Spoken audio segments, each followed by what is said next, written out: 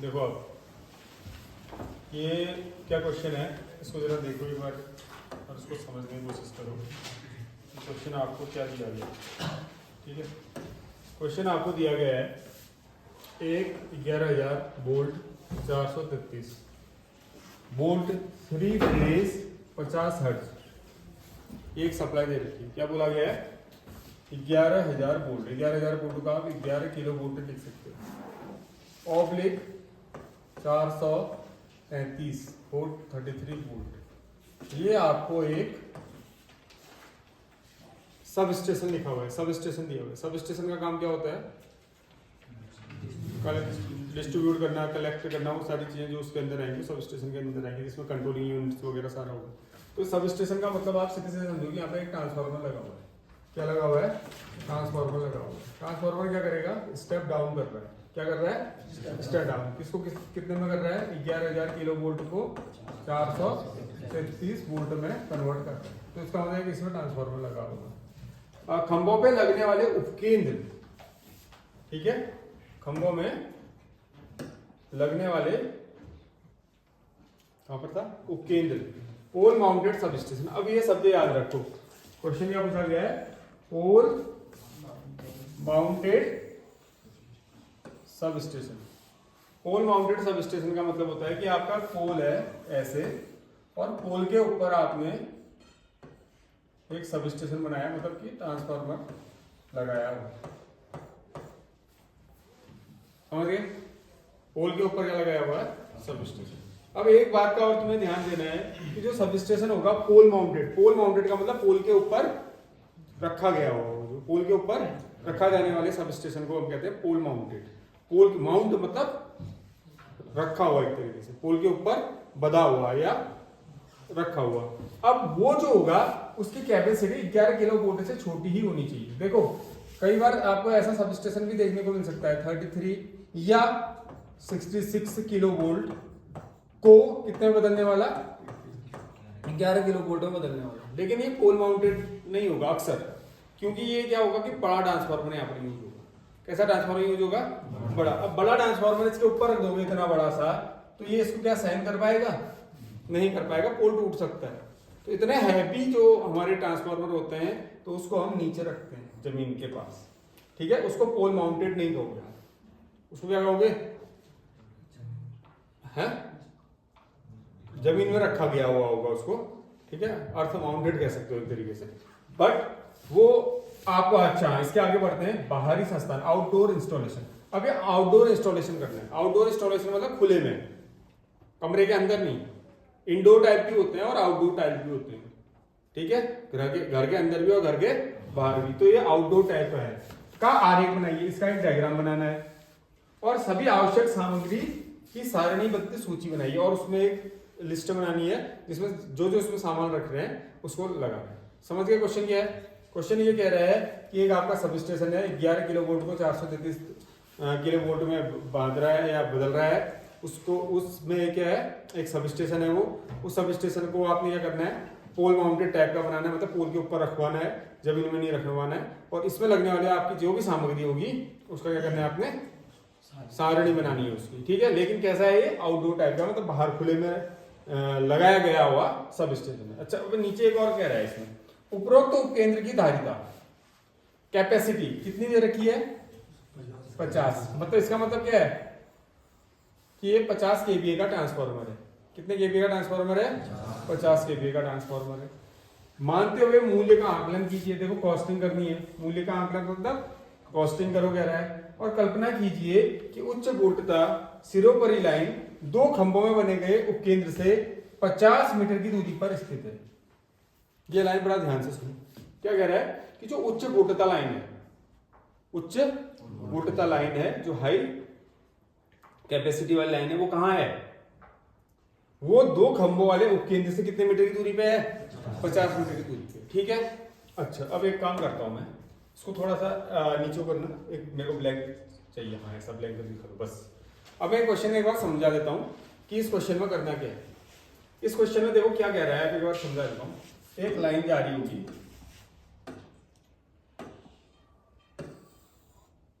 ये मान लो ये एक पोल है, एच टाइप पोल कहते हैं इसको, क्या कहते हैं? एच टाइप पोल। ये एच टाइप पोल है इस तरीके का, ठीक है। इसमें ये इंसुलेटर लगे हुए, ठीक है।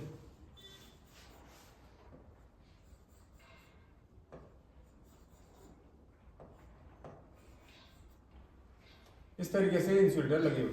कौन से इंसुलेटर लगते हैं 11 किलोवोल्ट की लाइन में? डिस्क इंसुलेटर यूज करेंगे। इससे छोटी लाइन में कौन सा कर रहे थे? साइकिल टाइप इंसुलेटर करते हैं। मान लो डिस्क टाइप इंसुलेटर है। डिस्क टाइप इंसुलेटर में क्या होती है, ऐसे डिस्क बनी रहती है, एक डिस्क, उसके बाद से फिर ऐसे दूसरी डिस्क, फिर ऐसे तीसरी डिस्क, ऐसे डिस्क होती है जो डिस्कों के क्रम में इनको लगाया था, ठीक है। पिन टाइप इंसुलेटर भी आप यूज करोगे। पिन टाइप इंसुलेटर भी हम 11 किलोवोल्ट या 33 किलोवोल्ट तक यूज करते हैं, उससे ज्यादा में नहीं करते। डिस्क इंसुलेटर में डिस्क बढ़ाते रहो और उसके हिसाब से वोल्टेज के हिसाब से वो उसकी कैपेसिटी बढ़ती जाएगी। अब इस तरीके का एक लाइन जा रही है, क्या जा रही है? एक लाइन जा रही है, ठीक है। अब इस लाइन में आपने एक चीज का ध्यान रखना है,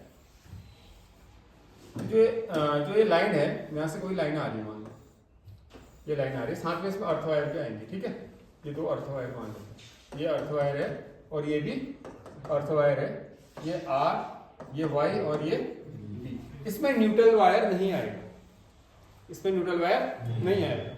अगर हमें जरूरत ही नहीं होती, 11 किलो वोल्ट की जो लाइन होगी वो 3 फेज लाइन होगी, 3 फेज 4 वायर लाइन होगी, सॉरी 3 फेज 3 वायर लाइन होगी, 3 फेज 3 वायर की ये लाइन होगी जो जा रही है, जो आर वाई की है। अर्थ वायर को एक अलग से इंक्लूड करते हुए अब आपने क्या करना है, यहां से कह रहा है वो 50 मीटर की दूरी पे, यहां से कितने मीटर की दूरी पे? 50 मीटर की दूरी पे आपने एक सब स्टेशन या उपकेंद्र लगाना है, जिसको सब स्टेशन कहते हैं। कैसा लगाना है? एस टाइप का। यहां पर क्या रखोगे आप?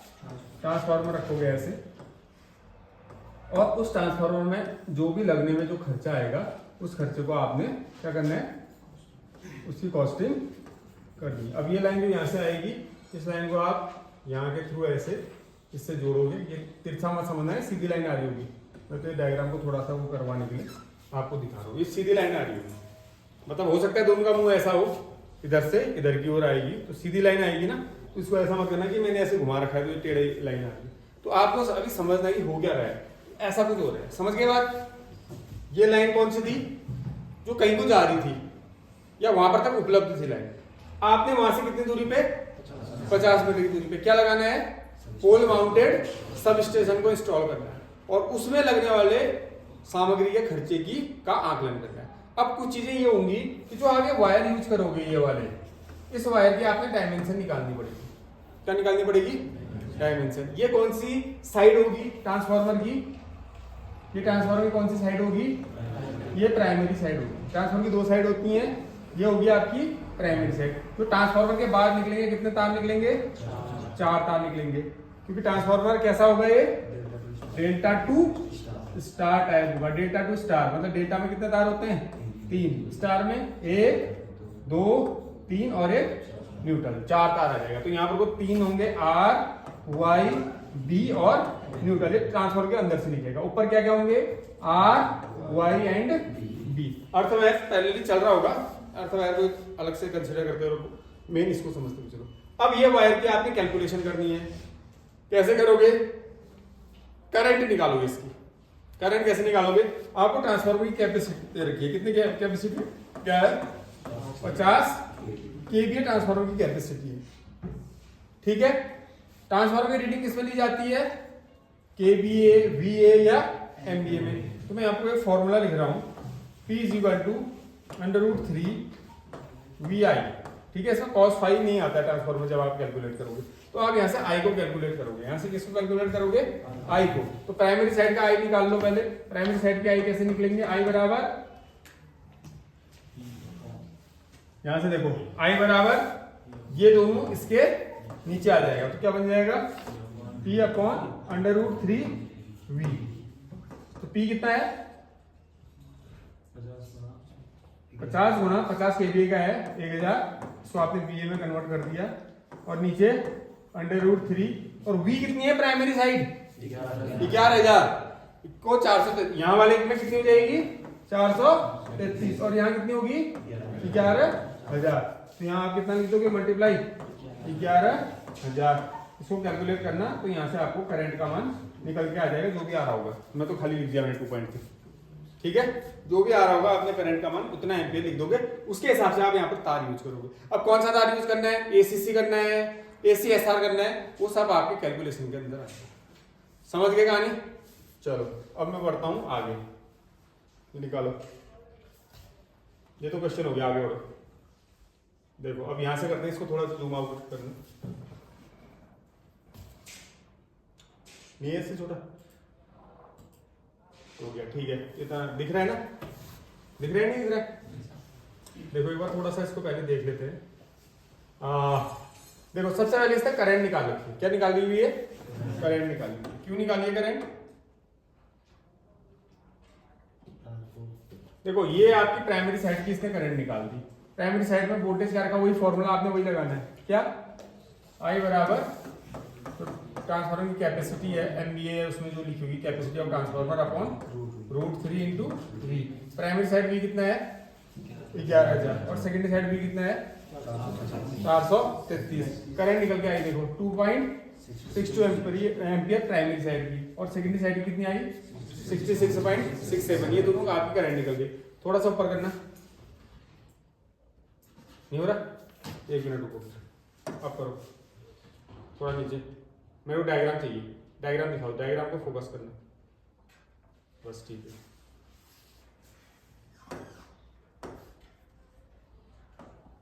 अब देखो ये आपकी प्राइमरी साइड के जो तार आ रहे थे ना, मैं कह रहा था वो RYB वाले, ये मान लो कहीं से आ रहे हैं, ये वाले, ये हो गया, इसको मिटा दो। और ये तार आ रही है लाइन जो 50 मीटर दूरी पे थे, ये मान के चलो, ठीक है। अब देखो क्या क्या इसमें लग रहा है। ये है आपकी प्राइमरी साइड की तार, ठीक है। ये हमारी 2.6 एम्पियर के हिसाब से होगी, और ये है सेकेंडरी साइड। देखो इसमें 4 तार निकल रहे हैं, दिख रहे हैं? 4 तार निकल रहे हैं, इसमें दिख रहे हैं 4। जो छोटा हो रहा है जूम करें, जूम करो थोड़ा सा, कुछ नहीं दिख रहा। रुको, हाँ 1 मिनट।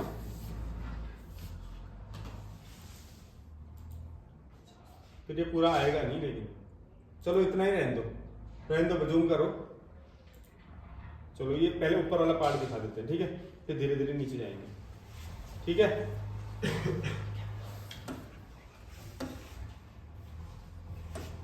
देखो ये आपकी लाइन आ रही है, मान लो ये वाली और ये लाइन आ रही कहाँ? 50 मीटर की दूरी से लाइन आ रही। ध्यान से सुनो, कॉस्टिंग एस्टिमेटिंग कॉस्टिंग में यह है, अगर आपने डायग्राम समझ दिया तो फिर उसी को तो लिखना है, वो लिखना फिर ज्यादा टफ नहीं होता। तो ये आपका R, Y एंड B, ये क्या आ रही है? लाइन आ रही है कहां से? 50 मीटर की दूरी से। अब देखो क्या क्या लगते हैं ट्रांसफार्मर में, उसको जरा ध्यान से देखो। सबसे पहले आपको दिख रहे हैं क्या है? ये लिखा हुआ है, क्या लिखा हुआ है? कितने लग रहे हैं इसके इंसुलेटर? 1, 2 और 3 इसके साइड लग गए डिस्क इंसुलेटर, ठीक है, विथ इसके सारे क्लिप क्लैंप्स हैं। अच्छा एक ये चीज दिख रही है आपको, ये क्या चीज है? लाइटनिंग अरेस्टर है। देखो यहाँ पे लिखा हुआ है, क्या लिखा हुआ है? कितने लगे हुए हैं? क्या काम करता है ये? आकाशीय बिजली जब चमकेगी तो ट्रांसफार्मर का प्रोटेक्शन करने के लिए इसने ध्यान रखना है कि ये लाइटिंग अरेस्टर के साथ आपने क्या करनी है? अर्थिंग भी इसकी करनी है। अर्थिंग का मतलब जमीन के अंदर अर्थ वायर की स्विच को डालना। अच्छा ये क्या है? आपका MS चैनल लगा हुआ है, यहाँ पर दिख रहा है। ये एक लोहे का क्या है?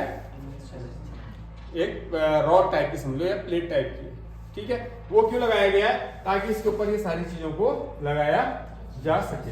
दोहरा खंबा ये है, दोहरा खंबा एक इधर से और इधर से जो गया हुआ है, ये दोहरा खंबा है। दोहरे खंबे के ऊपर ये सारा चीज लग रही है, मतलब ऊपर से पूरा नीचे तक जो गया हो, ऐसे पोल स्ट्रक्चर है, डबल, एक ये पोल, एक ये पोल, 2 पोलों के बीच में ये सारी चीजें लगाई गई। अच्छा ये जो तार है ना, दिख रहे तार, यहां से घूमता हुआ ये यहां गया हुआ है, ऐसे देखो। इसको क्या कहते हैं?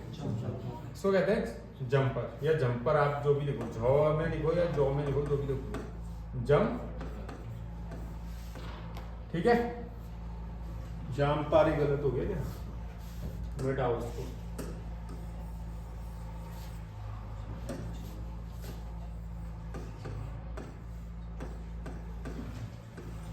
ऐसे लगी ना, ठीक है। ये क्या है, जंपर इसमें लगा हुआ, क्लियर।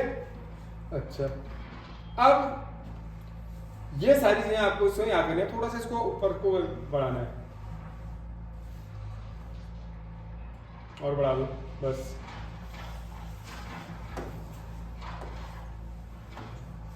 याद करते हुए चलो, सबसे पहले क्या लगा, डिस्क इंसुलेटर, और साथ में लाइटनिंग अरेस्टर, फिर जंपर। जंपर का काम है इसको इससे कनेक्ट करवाना, इसको इससे कनेक्ट करना, और लाइटनिंग अरेस्टर भी इससे कनेक्ट होगा लाइन के साथ, ठीक है। और उसका आप ध्यान से देखो, यहाँ पे दिख रहे हैं आपको ये डैश, ये क्या है, अर्थ वायर साथ में जा रहा है, क्या जा रहा है, अर्थ वायर। दो अर्थ वायर पैदल ही लेते हुए गया हुआ है, ठीक है। उसके बाद आगे बढ़ो तो ये आपको जो दिख रहा है ये वाला स्ट्रक्चर दोनों का, ठीक है। और उसके साथ यहाँ पर कोई ये लग के ये हैंडल के साथ इधर गया हुआ है, ये इसका नाम लिखा हुआ है, इसमें देखो क्या लिखा हुआ है, TPMO हैंडल। TPMO हैंडल का मतलब होता है क्या, triple pole manually operated handle. इसका काम है कि आपकी लाइन को एक तरीके से हाथ से, जिसको मैनुअली कहते हैं, डिस्कनेक्ट करवाना, कि ऊपर वाली लाइन और नीचे की लाइन क्या हो जाए, एक दूसरे से डिस्कनेक्ट। देखो हुआ क्या है, यहाँ से तार आया है, यहाँ पर को आपको दिख रहे होंगे इंसुलेटर टाइप के लगे हुए हैं, क्या लगे हुए हैं, इंसुलेटर टाइप के लगे हुए दिख रहे हैं, ये और ये इसके बीच से कनेक्ट होता है। जब यहां और इसके बीच में अगर ये कनेक्ट हो जाएगा दोनों लाइन, तो इट मींस लाइन नीचे को जा रही है, मतलब ऊपर की लाइन कहां को जा रही है, नीचे को। जैसे आपने इस हैंडल को खट करा तो ये जो ऐसे कनेक्टेड है ना यूं, वो ऐसे तिरछे हो जाएंगे। जैसे आपने आइसोलेटेड स्विच देखे होंगे, कभी सब स्टेशन में ट्रेनिंग करने गए होंगे, तो ऐसे हो जाते हैं। ये कैसे हो गए, ऐसे। अब ये डिस्कनेक्ट हो गया, मतलब ये वाली लाइन और ये वाली लाइन के बीच में क्या हो गया, डिस्कनेक्शन हो गया ऐसे। ये अब ये डिस्कनेक्शन हो गया, तो डिस्कनेक्शन होने से क्या हो जाएगा, अब ऊपर की लाइन नीचे नहीं आएगी। तो कभी भी ट्रांसफार्मर में जब रिपेयरिंग वगैरह करना होगा तो हम क्या करेंगे, इसको डिस्कनेक्ट करेंगे, किससे, TPMO स्विच के थ्रू। हर ट्रांसफार्मर के पास लगा हुआ मिलेगा, ठीक है। उसके बाद नीचे आपको पिन इंसुलेटर दिख रहे हैं, क्या दिख रहे हैं, पिन इंसुलेटर लिखे हैं, 11 किलोवोल्ट पिन इंसुलेटर लगे हुए हैं। जो इसको इसके लिए सारे इंसुलेटर इसलिए लगे हुए हैं कि आप जब लाइन जाएगी ना, पोल में कनेक्ट नहीं होनी चाहिए, इंसुलेटर के ही थ्रू सब जाएगा। फिर नीचे आपने फ्यूज सेट लगा रखा है, क्या लगा रखा है, दिख रहा है फ्यूज सेट।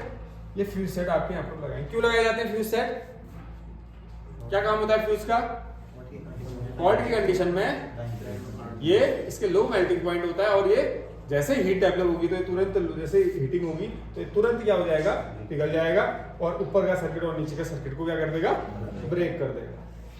TPMO का क्या काम है, ये मैनुअली ऑपरेट करेंगे। जब आपको कभी रिपेयरिंग करनी होगी, जैसे फ्यूज उड़ गया, मान लो फ्यूज आपने बांधना है, तो फ्यूज बांधने से पहले क्या करोगे, आप इस लाइन को डिस्कनेक्ट करोगे, किसके थ्रू डिस्कनेक्ट करोगे, TPMO स्विच से डिस्कनेक्ट करोगे। ऊपर की लाइन अलग, नीचे की लाइन अलग। अब आप क्या करोगे, फ्यूज आराम से बांध सकते हो, या ट्रांसफार्मर में कोई रिपेयरिंग करनी है तो वो कर सकते हो, ठीक है।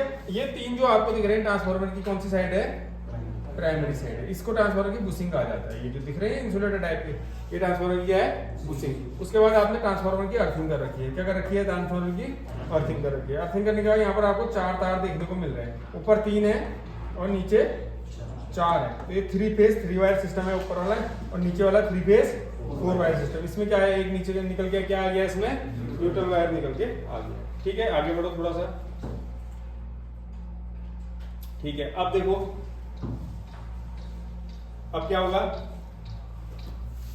अब इसके बाद यहाँ पर कोई ये सारी चीजें लगी हुई, 3 फ्यूज लगे हुए हैं 3 फेज वायर में, और एक ये न्यूट्रल है। तो यहाँ पर लिखा है ICTPN स्विच। ICTPN स्विच का फुल फॉर्म क्या है, iron core triple pole with neutral switch, ठीक है। ये स्विच है, बस आपने इतना बना के इसको बना देना। बाकी जो चीजें लगी, जैसे नंबर प्लेट लगा दो, ठीक है, डेंजर प्लेट लगा दो ट्रांसफार्मर में, और थोड़ा सा ऊपर को और करना पड़ेगा। यहाँ पे ट्रांसफार्मर के नीचे क्या करनी है, अर्थिंग वगैरह करनी होगी, ट्रांसफार्मर कंक्रीट वगैरह करना होगा इसको। ये सारा चीजें लगा के आपका, ये सारी चीजें आपने बनानी पड़ेगी। कंक्रीट का रेशियो भी दिखा रखा है, वो सारी चीजें करने के बाद आपने इस डायग्राम को याद करना है, ठीक है। कंप्लीट डायग्राम इसलिए नहीं है, जो मैं बता रहा हूँ कि वो वाला डायग्राम आप अगर पोल बाउंडेड आया तो इतना बनाओगे, लेकिन अगर इसी डायग्राम में कहता है कि ये जो लाइन है इसको 100 मीटर की दूरी पे, ठीक है, ट्यूबवेल चलाने के लिए ले जाना है या कुछ ऐसे काम के लिए ले जाना है, तो फिर आपको इसके आगे की भी कॉस्टिंग करनी पड़ेगी, क्योंकि लाइन को लेके भी जाओगे आगे को, तो वो भी कॉस्टिंग में आ जाता है। तो एस्टिमेटिंग कॉस्टिंग में जैसा क्वेश्चन पूछा गया है उसी के हिसाब से आप करोगे। बाकी आपको ये पोल माउंटेड सब स्टेशन दिखा दिया गया। अब इसकी कॉस्टिंग करें, चलो आगे बढ़ो। ये तो आपने डायग्राम दिमाग में याद रख दिया। अब इसकी कॉस्टिंग करेंगे, इसको थोड़ा छोटा करके हो जाएगा। नहीं दिख रहा?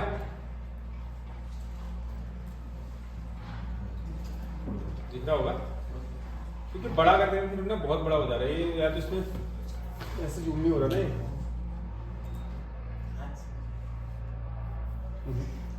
वो हाथ के लिए नहीं है। ये क्या है? अच्छा, फुल स्क्रीन के लिए। अभी कैसे हुआ है 26? चलो थोड़ा सा ऊपर करना हो, चलो रहने दो इतना ही। अच्छा, क्या लिखा है? सिरोपरी लाइन 50 मीटर की दूरी पे है। उसमें जो इसने वायर यूज किया है, कैसा वायर यूज किया है? ACSR। और ACSR की इसने डायमेंशन दी हुई है। ACSR की दी हुई है, ये यहाँ पे देखो ACSR वायर यूज किया है। कौन सा वायर? जो वहां से 50 मीटर तक आ रहा था प्राइमरी साइड का। क्या दिया है? 6/1/2.11। इसका मतलब मैंने आपको बताया था, क्या होता है? 6 एल्यूमिनियम के वायर और बीच में एक स्टील या आयरन का वायर होगा, ठीक है। इस तरीके से आपस में लपेट के बनाया जाता है ACSR। और इसका जो ये क्या होती है, क्या है डायमीटर, वो कितना दिया हुआ है? 2.11 mm का इसका डायमीटर दिया हुआ है। ये ACSR की वो देगा। साथ ही इसमें जो अर्थ वायर है वो कैसा यूज किया गया है? हो सकता है वो 8 SWG का यूज किया गया हो या 7/16 SWG का यूज किया गया। ये याद करने पड़ेंगे, अब आपको धीरे धीरे याद करना शुरू करो। ये कुछ कुछ समझ रहे हो? ये कुछ कुछ चीजें याद होनी चाहिए, क्योंकि अर्थ वायर की कैसे लिया जाता है, कैसे लिया जाता है। इसकी क्षमता 50 kV है। वो सारी चीजें हमने पहले डिस्कस कर दिया, आप लोगों को समझा दिया। अब इसको थोड़ा सा ऊपर उठाना लिस्ट को, बस बस बस बस। हाँ, आप शुरू करो यहाँ से, फटाफट से शुरू करते हैं। देखो फटाफट एस्टिमेटिंग कॉस्टिंग खत्म करते हैं। अब आपने 3-4 क्लासेस देख ली है इसकी, तो इसलिए टाइम नहीं लगना चाहिए। सबसे पहले देखो क्या करते हैं हम, सबसे पहले विभागीय पोल है, जहां से मुख्य लाइन को जोड़ा है उस वाले में क्या क्या चीजें हमने करी। तो मेन पोल था जहां से हमने कनेक्शन खींचा, वहां क्या क्या चीजें किया। सबसे पहले क्या लगाया आपने? नरम इस्पात चैनल लगाया आपने। वो जो पोल होगा ना, ये पोल, इस पोल में आपने जब कनेक्शन लिया तो हो सकता है आपने उस केस में इस पोल के यहाँ पर कोई एक इस्पात की चैनल लगा दिया हो, ठीक है। फिर इस कनेक्शन को, जैसे वहां से लाइन अगर आ रही थी इसमें, तो इस लाइन को इस लाइन में लेने के लिए आपने क्या किया हो? इस डिस्क इंसुलेटर के थ्रू फिर इसमें लगाया गया हो, ऐसे आपने इसको जोड़ा हो गया, समझ रहे हो? ऐसे ही इस वाले से इस वाले में जोड़ा हो, इस वाले से इस वाले में जोड़ा हो, फिर हमने खींचा हो। तो एक इसमें नरम इस्पात की इसने चैनल ऐसे प्लेट लगा दी, हो सकता है या उसी के बगल में लगा दिया हो, ऐसा कुछ किया होगा उसने। तो क्या एक नरम इस्पात की जो इसने है चैनल लगा दिया है। कितना लगा दिया है? ये ऐसा है, ये है नरम इस्पात चैनल, समझ गए? हो सकता है ऊपर ही उसके बगल में लगा दिया हो दूसरी साइड, क्योंकि पोल की 2 साइड होगी ना। जब पोल जा रहा होगा, पोल की एक इस साइड है, एक उसकी दूसरी साइड भी हो सकती है। वो आपको सिचुएशन के हिसाब से लगाओगे। कि डिस्क इंसुलेटर कितने लग रहे हैं? 3। क्यों लग रहे हैं? क्योंकि 3 फेज लाइन है, तो तीनों फेजों के लिए 3 सेट आपको डिस्क इंसुलेटर के चाहिए, ठीक है।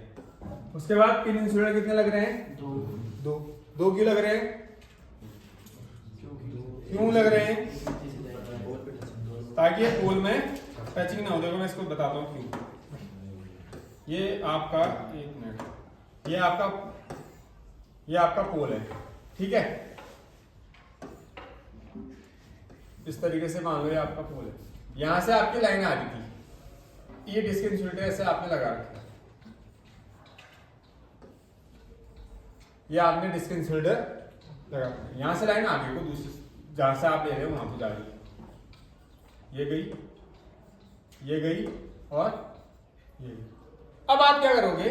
जब इसका कनेक्शन इससे जोड़ोगे तो यहां पर को एक पिन इंसुलेटर लगाओगे ऐसे, और फिर इसको ऐसे जोड़ोगे, और ऐसे ही यहां पर भी करोगे, यहां से ले जाओगे लाइन को, ठीक है, और ये एक पिन इंसुलेटर के थ्रू ऐसे यहां से आगे बढ़ेगा, ताकि वो पोल में टच ना हो। तो ये वाली लाइन है, इसमें क्या करोगे? इसमें नीचे की तरफ से ऐसा लगा के इसको जोड़ दोगे, मतलब कि पोल के यहाँ पर तो ये डंडा है पोल का, इधर डंडा है, तो हमने ऊपर से ले जाना पड़ेगा, क्योंकि अगर नीचे से ले जाएंगे तो खंबे में टच नहीं हो जाएगा तार, तो हम इसको ऊपर की तरफ से ले जाएंगे, एक इंसुलेटर यहाँ पर लगाएंगे, एक यहाँ पर लगा देंगे, इधर वाले में नीचे से ले जाया जा सकता है, क्योंकि कोई दिक्कत नहीं है। लगाने के लिए 3 लगा दो, बट पैसा बच रहा है तो बचा दिया, ये तो दिमाग लगाना है थोड़ा सा ना, पैसा भी तो मेन चीज है। चलो आगे बढ़े, ये हो गए। फिर है स्टे वायर, हर पोल में स्टे वायर लगता ही है, खंबे में कंक्रीट करना ही पड़ता है। वो तार क्लैंप वगैरह जो अर्थिंग वायर को बांधने के लिए जो क्लैंप लगानी है वो लगा देना। ये टी तार वगैरह एल्यूमिनियम बांधने के लिए तार, इंसुलेटर में तो तार बांधोगे उसको बांधने के लिए तार, जंपर आप जानते हो वही लटका हुआ जो एक साइड से दूसरी साइड ले जाने के लिए जो है वो जंपर है, ये सारी चीजें आपने लगा दी। कुछ चीज छूटी तो नहीं, कुछ छूट रही है ऐसा आपके दिमाग में आ रहा है तो वो भी आपने लिख देना है, ठीक है। आई बोल्ट टाइप का कुछ पड़ेगी जरूरत, इंसुलेटर की जरूरत तो आई बोल्ट की पड़ेगी, लिखा नहीं इसने आई बोल्ट नहीं लिखा है तो 2 आई बोल्ट भी लगा देना, 2 अर्थ वायर है तो ठीक है, 2 आई बोल्ट भी लगा देना। ऊपर उठाओ, हाँ अब यहाँ पर आओ, तार कैसा तार लग रहा है, ACSR, कितने मीटर लगेगा, 150 मीटर लगेगा। कैसे, क्योंकि दूरी कितनी है 2 पोलों के, इसके और इस वाले पोल के बीच की दूरी 50 मीटर है। कितने तार जा रहे हैं, 1 2 और 3, एक तार की दूरी कितनी है 50 मीटर, तो 3 तार की दूरी कितनी होगी 150 मीटर, तो 150 मीटर आपकी इसकी दूरी आपकी।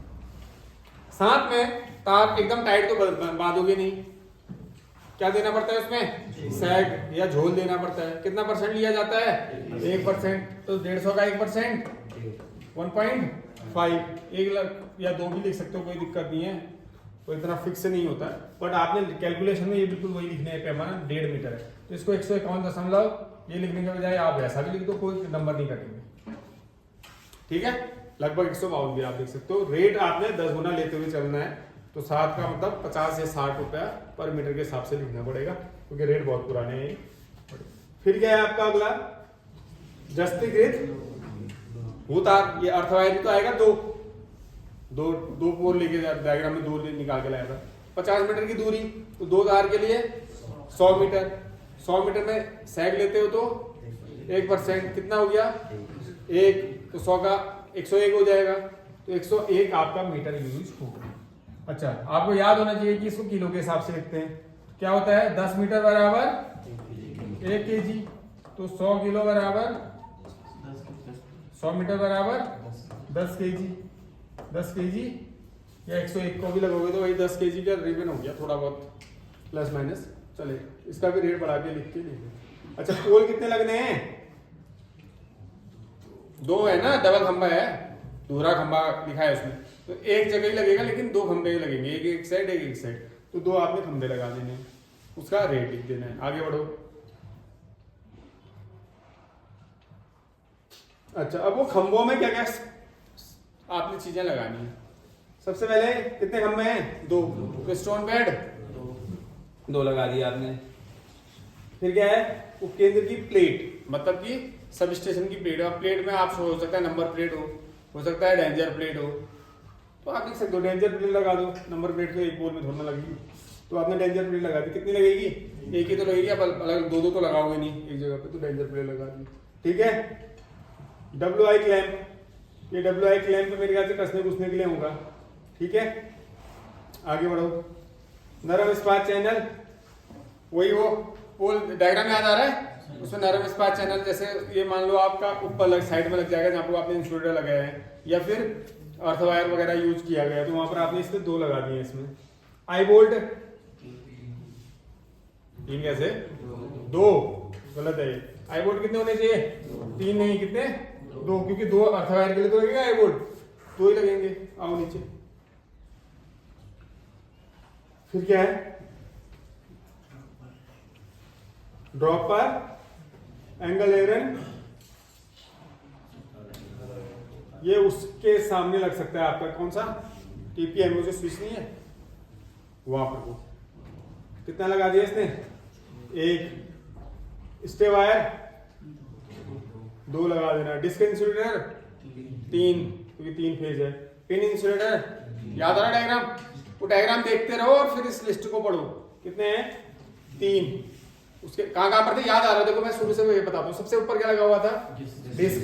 उसके साथ क्या लगा हुआ था? Lightning arrester. उससे नीचे जाओ तो फिर क्या लगा हुआ था? अभी बाद में लेना, रुको यार भी चल रहा है, 10 मिनट रुको। उसके बाद MS चैनल, जिसमें TPMO वाला वो सारी चीजें लगी हुई थी, TPMO स्विच लगा हुआ था। उसके नीचे फ्यूज सेट था, नहीं पिन इंसुलेटर था। उसके पहले क्या था? जब जंपर आया, जंपर आपका कहां पर आ रहा था? TPMO पे आ रहा था, ठीक है। पिन इंसुलेटर वो तो लगाया हुआ था। उसके नीचे था पिन इंसुलेटर, नीचे क्या था? फ्यूज सेट था। अभी दिखा देता हूँ डायग्राम। और फिर उसके नीचे ट्रांसफार्मर था। एक बार दिखा दे डायग्राम। देखो ये आया डिस्क इंसुलेटर। ये किसमें आया? TPMO स्विच के साथ। ये हाँ इंसुलेटर, ये छोटो पिन इंसुलेटर कह रहा है, बट ये कनेक्टेड है। लेकिन ये है पिन इंसुलेटर जो दिखाई गई, दिख रहे हैं। फिर उसके नीचे क्या है? Fuse set. फिर ये, अब ये ऐसे कितने लगे हैं देख रहे हो? ये कितने गिनोगे? तो ये एक सेट, ये मान लो, ये मान लो, ये ड्रॉपर वाला हो सकता, ये है। तो इसको आप गिन लेना कितने लगे हैं MS चैनल। तो इस हिसाब से MS चैनल को लिख देना। एक यहाँ पर ट्रांसफार्मर के लिए लगा होगा, तो इस हिसाब से आप MS चैनलों को लिख लेना कितने हो रहे हैं। चलो अब लाइट चलेगी, अब इसको बंद कर।